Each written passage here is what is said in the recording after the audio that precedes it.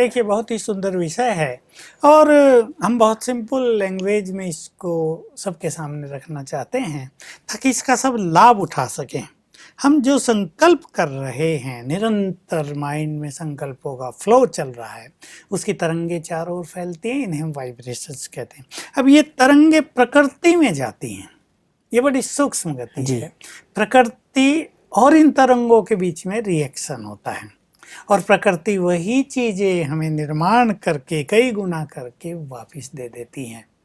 उदाहरण ले लीजिए, एक व्यक्ति गरीब है, अब उसके मन में बार बार ये विचार उठता ही है, हम तो गरीब हैं, पैसे की कमी है, बच्चों को पढ़ा नहीं सकते, एक अच्छा घर भी नहीं ले सकते, हम तो गरीब हैं गरीब हैं। अब ये उसकी निगेटिव तरंगे निकल रही हैं, प्रकृति में जा रही हैं। प्रकृति तो मनुष्य को सब कुछ प्रदान कर रही है, गरीबी लौटकर वापस उसके पास आ रही है। और यदि वो व्यक्ति दृढ़ संकल्प कर ले, नहीं मुझे इस गरीबी को मिटाना है, भले हमारे परिवारों में हमारे बाप दादा भी गरीब थे, वो भी मजदूरी करते थे, और मुझे इस गरीबी को मिटाना है, मुझे धनवान बनना है, तो यही संकल्पों के वाइब्रेशंस पुनः प्रकृति में जाएंगे।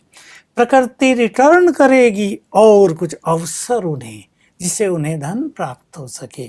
जैसे जैसे उसको ये गुड फीलिंग होने लगेगी, मेरे पास बहुत धन है, अब हम सब कर सकते हैं, मैं धनवान हूँ, चाहे उसके पास बहुत ज़्यादा धन ना हो, ये विचार प्रकृति में जाएंगे तो प्रकृति वही चीज़ें वापस करेगी।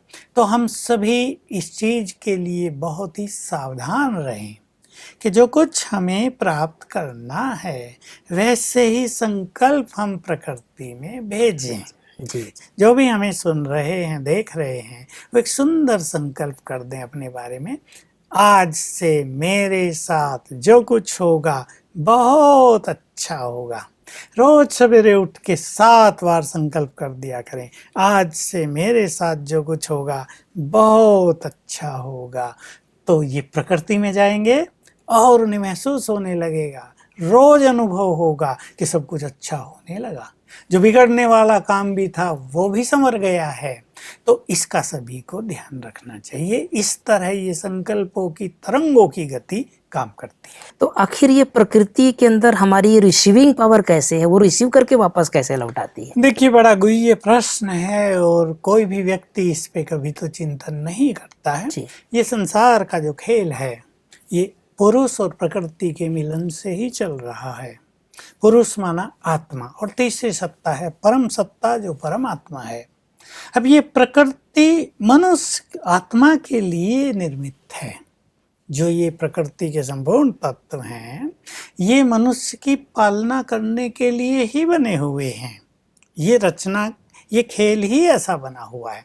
और ये जो नेचर है हमारे चारों ओर, it's very sensitive to our vibrations. हम जो कुछ सोचते हैं ये तत्काल ग्रहण कर लेती है।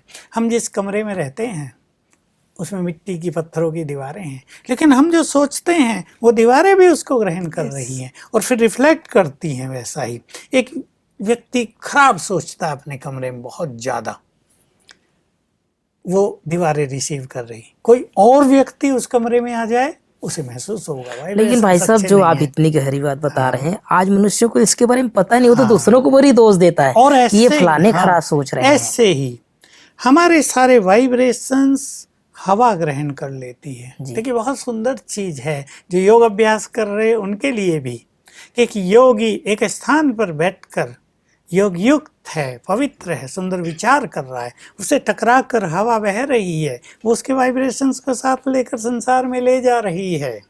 बहुत गुह्य गति है। हमारे चारों ओर पेड़ हैं, हमारे सुंदर विचार, उनके वाइब्रेशंस पेड़ों में समा रहे हैं।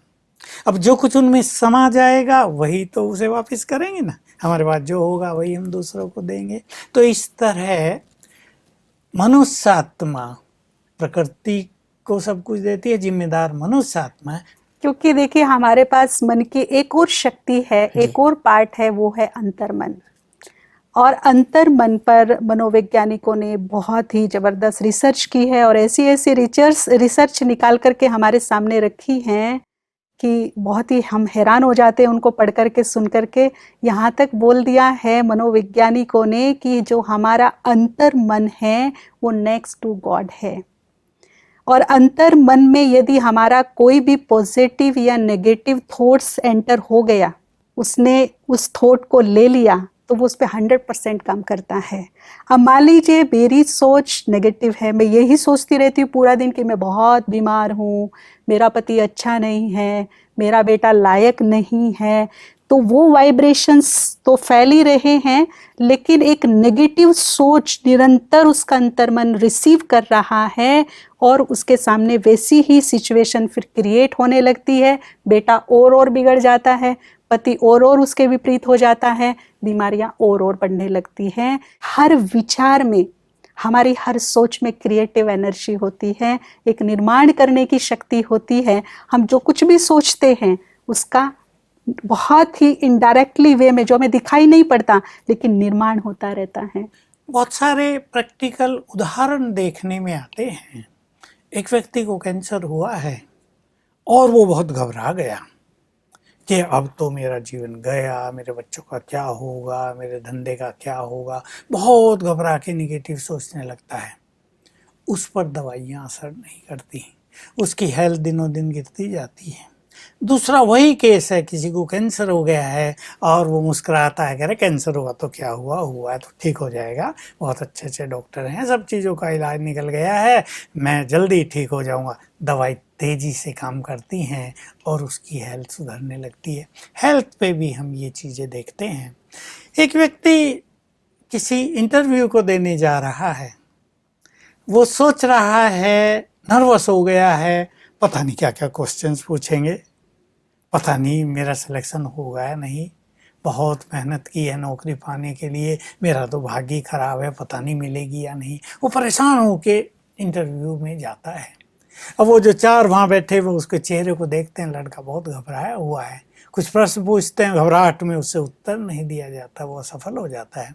दूसरा व्यक्ति उससे कम बुद्धिमान है, लेकिन उसका मनोबल बहुत बढ़ा चढ़ा है, वो जाता है, कह रहा है सिलेक्शन हो या ना हो, मैं तो इंटरव्यू दूंगा हैप्पीली और मुझे लगता है मेरा सिलेक्शन होगा ही, भगवान मेरे साथ है। उमंग से जाता है, जाके मुस्कुराते हुए सबको नमस्कार करता है, अभिवादन करता है और वो उससे प्रश्न पूछते हैं, जो उसको आता है उमंग से उत्तर देता है, वो ठीक हो या ना हो। और लोग उससे प्रभावित होते हैं कि इस व्यक्ति के पास भले ही बुद्धि बहुत अच्छी नहीं है, इसके उत्तर परफेक्ट नहीं थे, पर ये व्यक्ति हमारे काम का है, वो उसको सेलेक्ट कर लेते हैं। तो देखिए ये मन के विचारों का तुरंत इफेक्ट दिखाई देता है।